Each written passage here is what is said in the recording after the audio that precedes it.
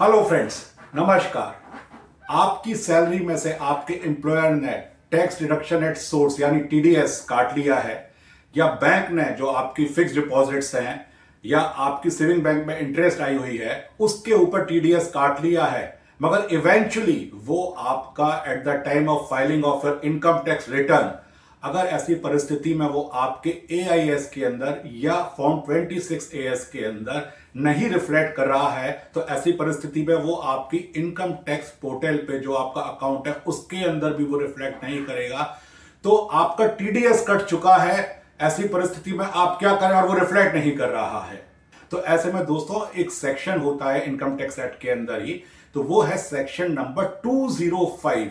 Section 205 आपको protect करता है एज अ प्रोटेक्टिव शील्ड कि अगर आपका टीडीएस काटा जा चुका है तो इनकम टैक्स डिपार्टमेंट उतना अमाउंट आपसे फिर से नहीं मांग सकता डिपॉजिट करने के लिए, क्योंकि ऑलरेडी आपका टीडीएस काटा जा चुका है, चाहे वो आपके रिफ्लेक्ट कर रहा हो या ना कर रहा हो। मगर अब इसमें क्या करना है मैं आपको विस्तार में बताता हूं। तो देखिए मित्रों, ये प्रॉब्लम काफी लोगों के साथ में आती है कि टीडीएस नहीं रिफ्लेक्ट कर रहा और इस चक्कर में टीडीएस कैसे क्लेम करें, तो बिना टीडीएस क्लेम करे वो लोग अपना रिटर्न फाइल कर देते हैं।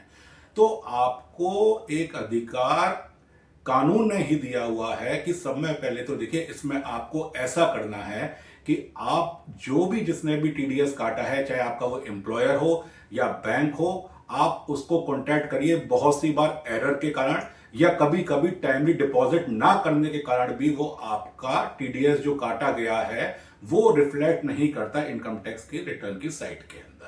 तो उसके अंदर सबसे पहला काम तो ये है कि आप उनको एक लिखित के अंदर मेल भेज दीजिए। Give them a little sufficient time. वो आप 5 से 10 दिन का दीजिए, क्योंकि देखिए दो चीजें हैं। एक तो जो भी टैक्स डिडक्ट करा गया है टीडीएस लास्ट फोर्थ क्वार्टर का भी, वो उसका रिटर्न फाइलिंग की लास्ट डेट है 31 मई, और जो जिसने टैक्स डिडक्ट करा है वो ट्रेसेस की साइट से 15 ऑफ जून तक फॉर्म 16 या 16A डाउनलोड करना उसको चाहिए, और उसको 16 के आसपास या 2-3 दिन आगे जिसका भी उसने टैक्स काटा है वो फॉर्म 16 या फॉर्म 16A एज पर जो भी एप्लीकेबल है। सैलरी के केस में फॉर्म 16 एप्लीकेबल है। बैंक जहां पर आपका इंटरेस्ट वगैरह काटती है वहां पे फॉर्म 16A एप्लीकेबल है। तो वो आपको उसको देना मैंडेटरी है, वो प्रोवाइड करेगा जो डिडक्टर है जिसने आपकी टीडीएस काटी है।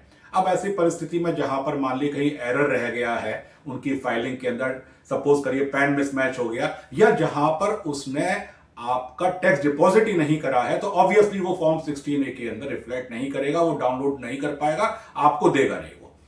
तो आप उसको कोशिश करके आप उससे कहिए कि अगर कोई एरर है तो प्लीज चेक करिए, हमको फॉर्म 16 या 16A हमको प्रोवाइड करिए।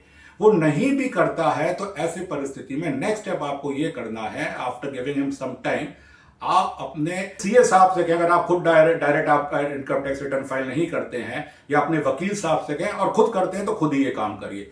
आप अपने इनकम टैक्स के अकाउंट के अंदर जाइए, आईटीआर की जिससे आप फाइल करते हैं, वहां पर ग्रीवियंस के सेक्शन में आप ये ग्रीवियंस रेज कर दिए कि जी मेरा इतना अमाउंट ऑफ टीडीएस काटा जा चुका है। देखिए आपके पास में जो आपका टीडीएस डिडक्ट करा गया है उसका प्रूफ जरूर होना चाहिए। अब प्रूफ कैसे होता है, आपकी जो सैलरी स्लिप्स है उसके अंदर बाकायदा जब वो मिलती हैं तो कितनी आपकी टोटल सैलरी थी, उसमें से कितने डिडक्शंस करे गए, कितना टीडीएस काटा गया है, ये सब उसमें मेंशन होता है।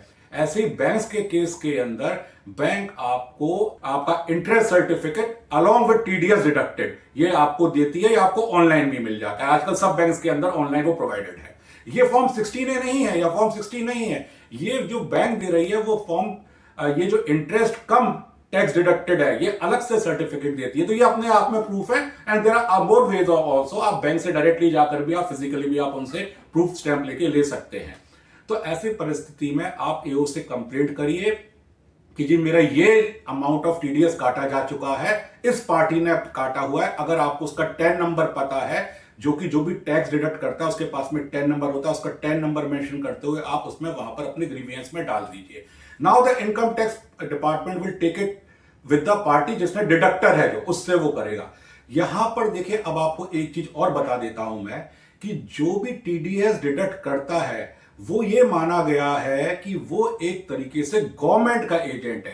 क्योंकि टैक्स वो डिडक्ट कर रहा है गवर्नमेंट के लिए। तो ऐसी परिस्थिति में उसने गवर्नमेंट के बिहाफ पर आपसे टैक्स डिडक्ट कर लिया और नहीं जमा करा, तो इसीलिए रिस्पॉन्सिबिलिटी उसकी है। आपसे तो बाकायदा गवर्नमेंट के बिहाफ पे उसके एजेंट ने टैक्स ले लिया, हैंस वो टैक्स आप उससे बिल्कुल क्लेम कर सकते हैं। तो सेक्शन 205 एक क्लियरली मेंशन करता है, कमेंट्स के अंदर लिंक भी मिल जाएगा सेक्शन 205 का, तो उसका आप इस्तेमाल करते हुए आप या आपके सीए साहब या वकील साहब आपके, वो उसको चेंज करके जो एक्चुअल में आपका टैक्स डिडक्टेड है और जो टीडीएस काट लिया गया है और जो आपके पास में प्रूफ है, उसको लगाकर बाकायदा आप रिटर्न फाइल कर दें।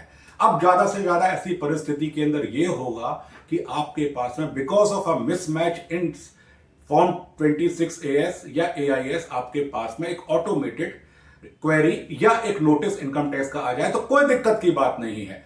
आजकल ऑनलाइन जवाब देना होता है, उस प्रूफ के साथ आप उसको लगा दीजिए कि ये हमारा टैक्स डिडक्ट करा गया था, ये हमारा प्रूफ है।